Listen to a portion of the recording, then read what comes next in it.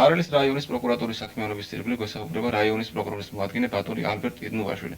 ბატონო ალბერტ, უპირველესად დღეს მდგომარეობით როგორ არის დაკომპლექტებული რაიონის პროკურატურა? დღეს მდგომარეობით რაიონის პროკურატურა დაკომპლექტებულია 7 საშტატო ერთეულით. პროკურორი, მოადგილე, 3 თანაშემწე და 2 გამომძიებელი. ეს შტატების გაზრდა რაიონის პროკურატურაში განაპირობა იმ გარემოებამ, რომ როგორც მოგეხსენებათ, ყოფილი ყორნისის რაიონი გაუქმებული იქნა და პროკურატურის საშტატო ერთეულები წამოღებული იქნა ქარელის რაიონში. ერთი საშტატო ერთეული ამჟამად ახლად შექმნილმა ტრანსპორტის პროკურატურამ წაიღო და ამჟამად არის 7, როგორც მოგახსენეთ, 7 საშტატო ერთეული. ამის გარდა როგორია რაიონში კრიმინოლოგიური ვითარება?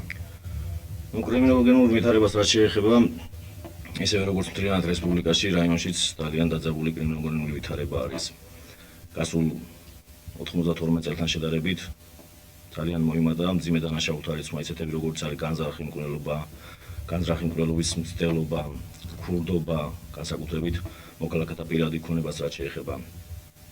აი მარტო მიმდინარე წლის 6 თვეში რაიონში რეგისტრირებული იყო 5 განზრახი მკვლელობის ფაქტი. ესე იგი დანაშაული გათვალისწინებული სისხლის სამართლის კოდექსის 105 მუხლით. შარშანდელ პერიოდში 6 თვის განმავლობაში რეგისტრირებული იყო 8 სისხლის სამართლის დანაშაული დაკავშირებული მკვლელობასთან. ესე იგი შესაბამის პერიოდთან შედარებით 6 თვის რაც შეეხება კლება იყო მკვლელობის რიცხვით 3 ერთეულით. მაგრამ ჩვენ დასავალებლად უნდა ითქვას, რომ 6 თვის შემდგომ პერიოდში 2 თვეც არ არის გასული, რაიონში რეგისტრირებული არის 5 სისხლის სამართლის დანაშაული დაკავშირებული მკვლელობასთან. ამდენად 8 თვის მონაცემებით რაიონში რეგისტრირებული არის 10 განზრახი მკვლელობის ფაქტი. საიდანაც გახსნილია 4, 6 ჯერჯერობით გაუხსნელი არის. მაგრამ აქვე უნდა მოგახსენოთ, რომ ესე იგი ძირითადი მკვლელობის ფაქტი დაფიქსირებული არის გვამების აღმოჩენის ფაქტი, რომელიც ძირითადად ცენტრალურ საავტომობილო გზის მიმდებარე ტერიტორიაზე ხდება. აგერ ერთი თვის უკან აღმოჩენილი იქნა გორის მიმდებარე ტერიტორიაზე სოფელი ურბნისის საბჭოთა მეურნეობის მინდვრებში აღმოჩენილი იქნა უცნობი მამაკაცის გვამი, რომლის პიროვნება ჯერჯერობით კიდევ ვერ დავადგინეთ. აგვისტოს თვეში სულ რამდენიმე დღის უკან 27 აგვისტოს ასევე ამავე ტერიტორიაზე აღმოჩენილი იქნა ახალგაზრდა უცნობი მამაკაცის გვამი. გატარებული ოპერატიული ღონისძიების შედეგად ამ პიროვნების ვინაობა დადგენილი იქნა, იგი გორში მცხოვრები მოქალაქე არის, ვინმე მერაბ წარიაშვილი 31 წლის ცეცხლსროლი იარაღით მიყენებული ჭრილობით იქნა იგი გარდაცვლილი და აღმოჩენილი იქნა ამ ფაქტებზე აღძრული არის სისხლის სამართლის საქმეები, მიმდინარეობის გამოძიება და შედეგები ალბათ საზოგადოებისათვის ცნობილი გახდება.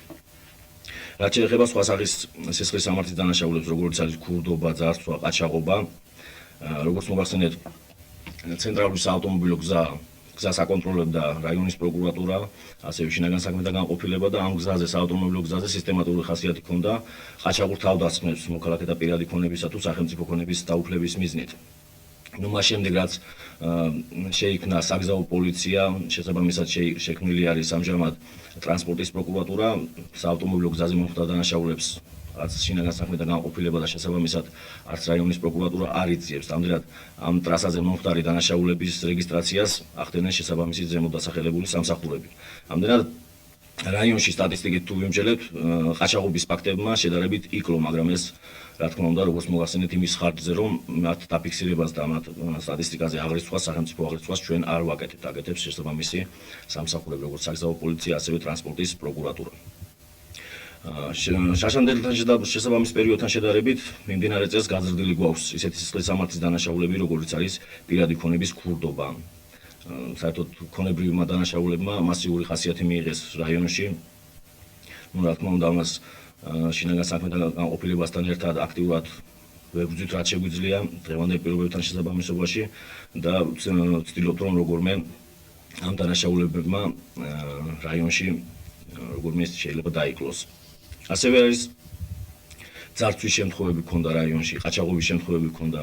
მაგალითად, მიმდინარე წლის 6 თვეში რაიონში რეგისტრირებული იყო 5 ყაჩაღობის ფაქტი მოქალაქეთა პირადი ქონების დაუფლების მიზნით. აქედან 5 ფაქტიდან გახსნილი არის მხოლოდ ერთი დანაშაული, 4 ყაჩაღობის ფაქტი ჯერჯერობით გაუხსნელია. რა თქმა უნდა, როგორც ოპერატიული, ასევე სამძებრო ღონისძიებები მიმდინარეობს ამ დანაშაულთა გასახსნელად, რა ვიცი შედეგები როგორი იქნება, ნახოთ. შემდეგ რაიონში გასულ წელს 91 წელს რეგისტრირებული იყო ესეთი მძიმე სახის დანაშაულები, როგორც იყო გაუპატიურების მცდელობა, არც გასულ წელს და არც მიმდინარე წლის განვლილ პერიოდში გაუპატიურების ან გაუპატიურების მცდელობის ფაქტები რაიონში არ ყოფილა დაფიქსირებული.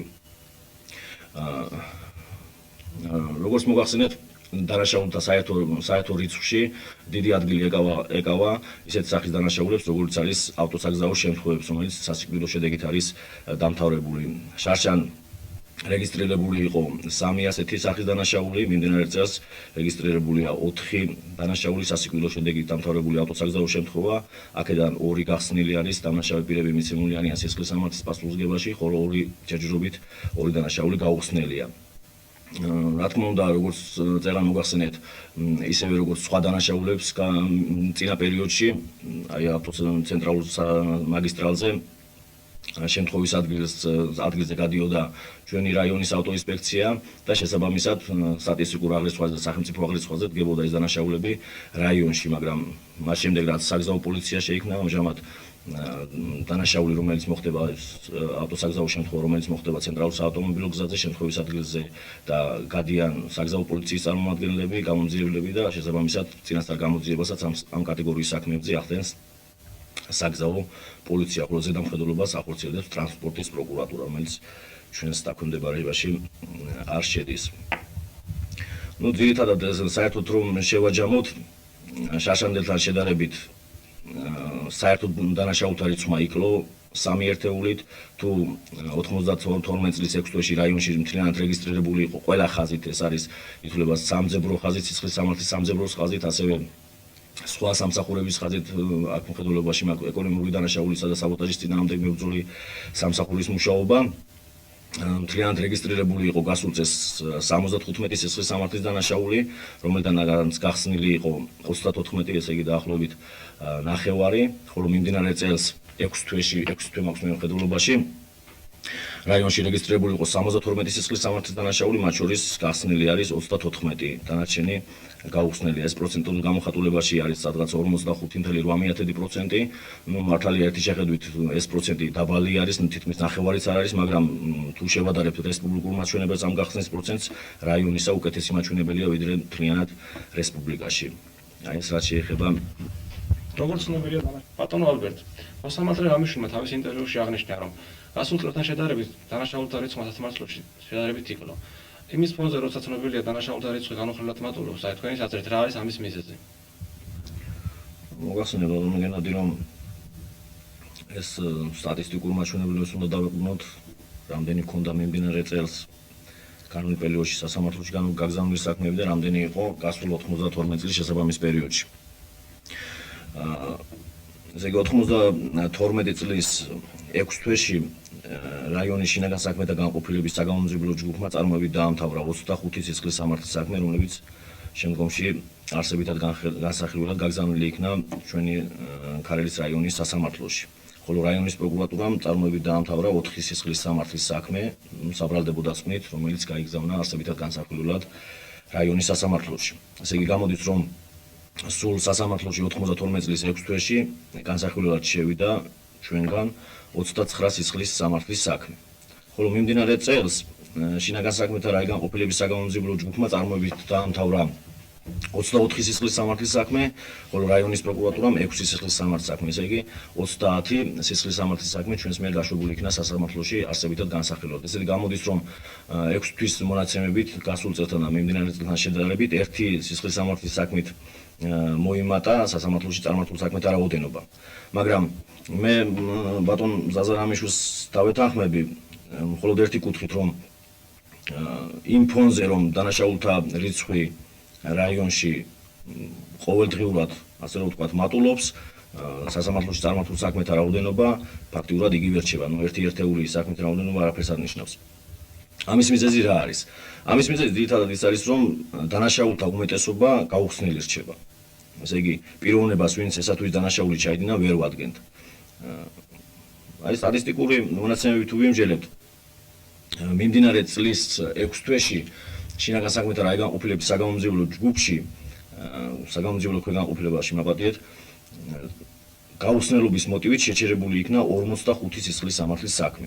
სულ კი აი განვლილი წლების შეფარდებით შინაგან საქმეთა რაიგანყოფილებაში გაუხსნელობით მოტივით შეჩერებული არის 304 სისხლის სამართლის საქმე. რაიონის პროკურატურაში არის მიმდინარე წლის 6 თვეში გაუხსნელობით მოტივით შეჩერებული 18 სისხლის სამართლის საქმე, ხოლო გასული წლების ამოყოლებული კიდევ სულ 94 სისხლის სამართლის საქმე. ესე იგი გამოდის, რომ სულ განვლილი წლებისა რაიონის შინაგან საქმეთა განყოფილებაშიც და რაიონის პროკურატურაში სულ შეჩერებული არის გაუხსნელობის მოტივით 400-მდე სისხლის სამართლის საქმე. ეს ძალიან დიდი ციფრია. აი მე მიმაჩნია, რომ აი ამ სასამართლოში წარმართულ საქმეთა რაოდენობის კლების ერთ-ერთი ძირითადი მიზეზი არის ის, რომ დანაშაული ხდება, მაგრამ მის გახსნას ვერ ვახერხებთ. ეს რა თქმა უნდა გამოწვეული არის როგორც სუბიექტური, ასევე ობიექტური მიზეზებითაც, იმითაც რომ დღევანდელ მოგეხსენებათ დღევანდელ ვითარებაში რა ძნელი არის განყოფილების ოპერატიული სამსახურის მუშაობა, ძალიან რთულ პირობებში უწევთ მუშაობა, მაგრამ მათ სასახლოდ უნდა ითქვას, რომ ასე თუ ისე ყველა ძალისხმევით ახერხებენ, რომ რაღაცნაირად ის დანაშაული, რომელსაც რაღაცა გახსნის პერსპექტივა აქვს, გაუხსნელი არ დარჩეს და დამნაშავე პირი, რომელსაც დანაშაული ჩაიდინა, პასუხი აგოს კანონის წინაშე. ძირითადი მიზეზი, როგორც მოგახსენეთ, ეს არის, რომ გაუხსნელი დანაშაულები ძალიან ბევრი გვაქვს რაიონში. რას გვეტყვი დანაშაულებისა და რიცხვის ზრდის მიზეზებზე? ძალიან რთული კითხვა, იმდენად რამდენადაც მიზეზი ძალიან ბევრი არის. მე რამდენიმე მიზეზს გამოვყობდი ბევრი მიზეზებიდან, რაც დანაშაულის გაუხსნელობის მიზეზად შეიძლება ჩაითვალოს, უпростоრად დანაშაულთა ზრდის მიზეზად შეიძლება ჩაითვალოს. ერთი არის, რომ მოსახლეობა ძალიან გაჭირებული არის, ძალიან გაჭირებულ პერიოდში უხდება ცხოვრება. მოგეხსენებათ, რომ მინიმალური ხელფასი დღეის მდგომარეობით 9600 კუპონია თუ არ ვცდები და ეს 9600 კუპონი ვერც ერთ მოქალაქეს, რა თქმა უნდა, საარსებო მინიმუმადაც ვერ ყოფნის. ეს არ არის ძირითადი მიზეზი, იმდენად რამდენადაც ეკონომიური სიდუხჭირი არ აძლევს მოქალაქეს იმის უფლებას, რომ დანაშაული ჩაიდინოს და ამ გზით მოიხოჭოს ქონება იქნება თუ საარსებო საშუალება. ძირითადი მიზეზი, ეს ჩემი სუბიექტური აზრია, ძირითადი მიზეზი დანაშაულთა მატებისა არის ის, რომ მოსახლეობაში ძალიან დიდ ძალი იარაღია კონცენტრირებული. ეს, რა თქმა უნდა, მთლიანად რესპუბლიკაში შექმნილი ვითარებიდან გამომდინარე არის. აფხაზეთში ომია, ოსეთში დაძაბულობა იყო, აგერ კიდევ დღეს სამეგრელოში რა ვითარებაა და მოსახლეობაში იარაღის არსებობა განაპირობებს იმას, რომ დანაშაულთა რიცხვი განუხრელად იზრდება. იმდენად რამდენადაც თითქმის 90% დანაშაულებისა, რაც რაიონშია რეგისტრირებული, ჩადენილი არის ცეცხლსასროლი იარაღის გამოყენებით. დღევანდელ ვითარებაში კიდევ მოსახლეობისგან იარაღის ამოღება არც ერთული იოლი საქმეა. რა თქმა უნდა, ამას ძალიან დაძაბული მუშაობა სჭირდება და ალბათ დადგება დრო, რომ ის პიროვნებები, რომლებსაც ცეცხლსასროლი იარაღი აქვთ, ან ნებაყოფლობით ჩააბარებენ, ან კანონის საშუალებით მათგან ეს ცეცხლსასროლი იარაღი ამოღებული იქნება და ეს, რა თქმა უნდა, ჩემი აზრით ხელშეუწყობს დანაშაულთა რიცხვის კლებას. მესამე და უმთავრესი მიზეზი დანაშაულთა ზრდისა, ჩემი აზრით, არის ის, რომ რაიონშიც და მთლიანად რესპუბლიკაშიც არის დაუსჯელობის ატმოსფერო. პიროვნება, რომელიც ჩადის დანაშაულს, აქვს იმის იმედი, რომ მართლმსაჯულებას დაემალება, ან დანაშაულს ვერ გახსნიან და იგი ამ დანაშაულის ჩადენის საზღაურად ვერ მიიღებს პასუხისმგებლობას სისხლის სამართლის პასუხისმგებლობა მაქვს მხედველობაში. აი ძირითადი ეს სამი მიზეზი, რომლის გამოყოფაც შემიძლია იმ ფონზე, რომ რა ფონზედაც იზრდება სისხლის სამართლის დანაშაული მთლიანად რესპუბლიკაში და მათ შორის ჩვენს რაიონში. დაუსჯელობის ატმოსფერო, პირველი და უპირველესი მიზეზი. როგორია ვითარება რაიონში არასრულწლოვანთა ჩადენილი დანაშაულთა მხრივ? ჩვენ და სასიხარულოდ უნდა მოგახსენოთ, რომ გასულ წელს 4 დანაშაული იყო რეგისტრირებული არასრულწლოვანთა მიერ ჩადენილი. ეს ძირითადად ქონებრივი დანაშაულები იყო, კერძოდ ავტომანქანის გატაცება, მოქალაქეთა პირადი ქონების მქურდობა და მიმდინარე წელს რაიონში არ ყოფილა არც ერთი სისხლის სამართლის დანაშაული რეგისტრირებული, რომელიც არასრულწლოვანის მიერ იქნებოდა ჩადენილი. და თუ ასე გაგრძელდება და არასრულწლოვანებს არ მიეცემათ იმის საშუალება, ასე ვიტყოდი და იმის საფუძველი რომ დანაშაული ჩაიდინო ძალიან მოხარული ვიქნებით. ბატონო ალბათ, რას გეტყვით ნარკომანიის წინააღმდეგ გაწეული ბრძოლის შესახებ? Ну, როგორც მოგეხსენებათ, ნარკომანიამ ძალიან ფართო ხასიათი მიიღო, როგორც მთლიანად რესპუბლიკაში, ასევე ჩვენს რაიონშიც. ჩვენი შინაგან საქმეთა განყოფილებაში, ისევე როგორც შინაგან საქმეთა სამინისტროში შექმნილი არის სპეციალური სამსახური ნარკომანიასთან ბრძოლის სამსახური ეწოდება მას. დაკომპლექტებულია ჩვენს რაიონში კვალიფიკაციური სპეციალისტებით, თანამშრომლებით. მიმდინარე წელს მთლიანად რაიონში რეგისტრირებული იყო 2 ნარკომანიის ფაქტი, ესენი ძირითადად არიან მომხმარებლები, ნარკოტიკულ საშუალებათა მომხმარებლები. 2 პიროვნების მიმართ აღძრული იქნა სისხლის სამართლის საქმეებზე დამთავრებული იქნა წინასწარი გამოძიება, წარმართული იქნა სახალხო სასამართლოში და ამჟამად 2 პიროვნების მიმართ გამოტანილი არის სასამართლოს მიერ გამამტყუნებელი განაჩენი. ამჟამად მესამე საქმე, რომელზედაც მე მინდა შევჩერდე ძიების პროცესშია, ფაქტიურად თავდება წინასწარი გამოძიება და სულ მალე წარიმართება სახალხო სასამართლოში არსებითად განსახილველად. ეს არის დვანის საკრებულოს გამგებელი გოჩა ვლადიმირიძე ნებიერიძე. ეს პიროვნება როგორც მოგახსენეთ მუშაობს დვანის საკრებულოს გამგებლად და იგი დაკავებული იქნა იმ მომენტში, როდესაც ოსეთის მხრიდან სოფლიდან გადმოქონდა ნარკოტიკული საშუალება. თვითონ ეს პიროვნება ნებიერიძე არ არის მომხმარებელი, როგორც ექსპერტიზამ დაადგინა. ამდენად ჩვენ მას წაუყენეთ ბრალდება ნარკოტიკულ საშუალებათა შეძენისათვის გასაღების მიზნით, რომელიც 10 წლამდე სისხლის სამართლის პასუხისმგებლობას ითვალისწინებს და საქმე ალბათ სულ მალე განიხილავს სასამართლო და შედეგები მოსახლეობისათვის ცნობილი გახდება. ეს ფაქტად რჩება, მაგრამ თვითონ ის ფაქტი, რომ საკრებულოს გამგებელი ასეთ დანაშაულს ჩადის, მაშინ სხვაზე რა უნდა ვილაპარაკოთ. სულ ახლახან შეიცვალა ამ სამსახურის ნარკომანიასთან ბრძოლის სამსახურის უფროსი და ვფიქრობ, რომ ეს 3 ციფრი, რაც შეეხება ნარკომანიის წინააღმდეგ ბრძოლის საკითხს, ძალიან მცირეა, რამდენადაც ვიცით, რომ რაიონში ძალიან გავრცელებული ხასიათს ატარებს ეს ნარკომანია და მომავალში ალბათ უკეთესი გამოვლენები იქნება განყოფილებას და ჩვენს ყველაზე მას მივიღებთ, რომ ზედამხედველობა განვახორციელოთ ამ კუთხით გაწეული მუშაობის კანონიერებას. მოსახლეობაში გავრცელებულია აზრი, რომ დანაშაულთა მატებას ხელს უწყობს ის გარემოება, რომ კანონი არ არის ათანადო მკაცრი. აქედან გამომდინარე მოსახლეობის ერთი ნაწილი კანონის გამკაცრებაში ხედავს გამოსავალს. თქვენ როგორ ფიქრობთ და რას თქვით ამასთან დაკავშირებით? რა თქმა უნდა, არის რაღაცა ამ მოსახლეობის ასში რაღაცა რაციონალური მარცვალი. არის ესეთი სახის დანაშაულები, რომლებზედაც მართლაც კანონი გამკაცრებას მოითხოვს, მაგრამ პირადად მე ეს ჩემი სუბიექტური აზრია, გამოსავალს კანონის გამკაცრებაში ვერ ვხედავ. რამდენადაც მოგახსენებთ ასეთ 2 შედარება რომ გავაკეთოთ, რომ სისხლის სამართლის კოდექსში არის ასეთი მუხლი განზრახი მკვლელობა დამამძიმებელი გარემოებების გარეშე. აქ არის პასუხისმგებლობა 5-დან 12 წლამდე. იგი პიროვნებას, რომელმაც ჩაიდინა მკვლელობა, შეიძლება სასამართლოს განაჩენით მიესაჯოს 5-დან 12 წლამდე თავისუფლების საკვეთ. იგივე მკვლელობა დამამძიმებელ გარემოებებში, აქ რამდენიმე პუნქტია, მე მის ჩამოთვლას აღარ დავიწყებ, არის 15 წლამდე თავისუფლების საკვეთა და ითვალისწინებს დახვრეტასაც, სიკვდილით დასჯას. ეხლა ასეთი ის რომ გავაკეთოთ მოქალაქე, რომელიც მეორე პიროვნების სიცოცხლეს ყოფს, იმან სულ არ იცის ის, რომ თქვათ 104 მუხლით გათვალისწინებული დანაშაულს ჩადის, რომელსაც შეიძლება სიკვდილით დასჯა მიუსაჯონ, თუ 105 მუხლით გათვალისწინებულ დანაშაულს. ამდენად ეს უკვე შემდეგ ძიების რომელ კვალიფიკაციას მიუყენებს, ამაზეა დამოკიდებული, რომელი მუხლით იქნება იგი გასამართლებელი. მაგრამ მკვლელობათა რიცხვი, როგორც მოგახსენეთ, განუხრელად კვლავ იზრდება. ჩემის აზრით, ძირითადი მიზეზი და ძირითადი საფუძველი იმისა, რომ ესე იგი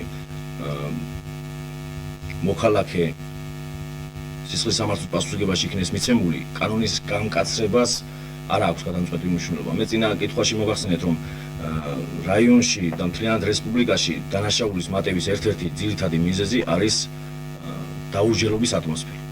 პიროვნება რომელიც დანაშაულს ჩადის, თუ ის დარწმუნებული იქნება რომ ამ დანაშაულისათვის იგი პასუხს აუცილებლად აგებს, მე ვფიქრობ რომ დანაშაულთა რიცხვი დაიკლებს და გაცილებით იმასთან რაც თქვათ გასულ წლებში იყო. ამ პერიოდმა და არეულმა და სოციალ-პოლიტიკურმა ვითარებამ დაძაბულმა ხელი შეუწყო დანაშაულთა ზრდას, მაგრამ ძირითადი მიზეზი ჩემი აზრით ეს არის რომ რაიონში და რესპუბლიკაში არის დაუჯერობის ატმოსფერო. თუ პიროვნება დარწმუნებული იქნება იმაში, როგორც მოგახსენეთ, რომ იგი დანაშაულისათვის აუცილებლად იქნება დაჯილი და საკადრის მიიღებს, მაშინ მე მგონი დანაშაულთა რიცხვი შემცირდება. რა სამუშაო პრობლემებს აწყდებით მუშაობის პროცესში? პრობლემები რა თქმა უნდა ძალიან ბევრია. უბრალოდ როგორც წელან მოგახსენეთ, რაიონის პროკურატურა ამჟამად 7 საშტატო ერთეულით დაკომპლექტებული და ხარისხზე მუშაობის ხარისხზე შეიძლება ლაპარაკი, როდესაც ერთ პატარა ოთახში მუშაობა უწევს ორ გამომძიებელს. გამომძიებელს როგორც მოგეხსენებათ, დიდ მასასთან აქვთ საქმე, ურთიერთობა, იქ დაკითხვები, დაპირისპირებები და ორი გამომძიებელი ერთ ოთახში როცა მუშაობს, რა თქმა უნდა, ძალიან რთულია მუშაობა. შემდეგი პრობლემა ეს არის, რომ მოსახლეობა რატომღაც ადრევე დაახლოებით 7 წელიწადი რაიონის პროკურატურაში მუშაობდა, პიროვნებას რომელიც ამა თუ იმ დანაშაულთან დაკავშირებით მოწმის სახით იძახებდი, არავითარი პრობლემა არ იყო მის გამოცხადებაზე, ან ჩვენების მიცემაზე ლაპარაკი არ იყო, მაგრამ ამჟამად დანაშაული მოხდა თქვათ ისეთ ცოტა მოცილებულ რაიონის ტერიტორიიდან მოცილებულ სოფელში, როგორც არის ატოცი, დირბი, თვანი, ძალიან გვიჭირს მოწმეების გამოცხადება რაიონის პროკურატურაში, მათი დაკითხვა და ამ მოწმეთა გარეშე, რა თქმა უნდა, მტკიცებულებების შეკრება და დაფიქსირება ძალიან რთულია. შემდგომში, როდესაც თქვათ რაიმე ესეთი დანაშაული ხდება, მძიმე სახის დანაშაული, როგორც არის გაუპატიურება, როგორც არის განზრახი მკვლელობა, რომელიც საქმეებსაც პროკურატურა იძიებს, არის ხოლმე იქ რაღაცა კვლევის ამოღება, სატრანსპორტო საშუალებათა კვლევის ამოღება, ფეხსაცმლის კვლევის ამოღება და ჭირს, იმიტომ რომ არავითარი ტექნიკა, არავითარი ტექნიკური საშუალება ჩვენ კვლევის დაფიქსირებისა, ამოღებისა არ გაგვაჩნია და ისე პრიმიტიულ დონეზე გვიწევს მუშაობა. რა თქმა უნდა, ეს ართულებს სათანადო მტკიცებულებების შეკრებას და დამნაშავე პირთა გამომჟღავნებასა თუ სისხლის სამართლის პასუხისმგებლობაში მიცემას. ეს ძირითადად ეს პრობლემა. ჩვენ საუბარში ძირითადად გავანალიზეთ არსებული ვითარება. მდგომარეობა გვჩვენებს, რომ მაინც და მაინც არ არის ახალბიაგო საქმე და მე მინდა ვკითხოთ ასეთი კითხვა. რა შეხედოთ გამოსავალ საქმეში მდგომარეობით? რა თქმა უნდა, ძნელია ახლა რაიმე რეცეპტების მოძებნა იმისა, რომ დანაშაულთა რიცხვმა განუხრელად დაიკლოს, დანაშაული აღარ მოხდეს. ეს ყველა ქვეყანაში და მათ შორის ახლა ფეხად ჩვენს რესპუბლიკაშიც პრობლემაა დანაშაულთა რიცხვის მატება, მაგრამ მე წერან მოგახსენეთ, რომ გამოსავალი ერთადერთი მიმაჩნია ის, ერთ-ერთი უფრო სულად მიმაჩნია ის, რომ მოსახლეობიდან უნდა სასწრაფოდ უნდა იქნეს მძომები მიღებული ცეცხლსასროლი იარაღთა ცეცხლსასროლი იარაღის ამოსალებად. თუ მოსახლეობიდან ცეცხლსასროლი იარაღი არ ამოვიღეთ, მაშინ მე მიმაჩნია, რომ დანაშაულთა რაოდენობა კიდევ და კიდევ მოიმატებს. და მეორე წერან მოგახსენეთ დაუჯელობის ატმოსფერო. თუ ყველა დანაშაული იქნება გახსნილი და ყველა პიროვნება, რომელმაც დანაშაული ჩაიდინა, მიცემული იქნება სისხლის სამართლის პასუხისმგებაში, მე მგონი დანაშაულთა რიცხვი საგრძნობლად დაიკლებს. რადგანაც, როდესაც პიროვნება ამა თუ იმ დანაშაულს ჩადის და იმ დანაშაულისათვის მას ან პასუხს არ თხოვენ, ან ვერ თხოვენ, იმიტომ რომ გაუხსნელი რჩება დანაშაული და ვერ ვადგენთ იმ პიროვნებას, ვინც ესა თუ ის დანაშაული ჩაიდინა, იმას კიდევ ბიძგი ეძლევა იმისა, რომ მომდევნო სხვა დანაშაული ჩაიდინოს. ამდენად ეს ორი ფაქტორი მე მიმაჩნია გადამწყვეტად, ერთი ცეცხლსასროლი იარაღის მოსახლეობისაგან ამოღება და მეორე სასჯელის გარდაულობის პრინციპი, რომ ყველა პიროვნება, რომელმაც ჩაიდინა დანაშაული, იგი აუცილებლად უნდა იქნეს სისხლის სამართლის პასუხისმგებაში და საკადრესაც უნდა დაისაჯოს. ეს არის ჩემი აზრით გამოსავალი ამ მძიმე კრიმინოლოგიური ვითარებიდან. დიდი მადლობა საინტერესო საუბარისათვის.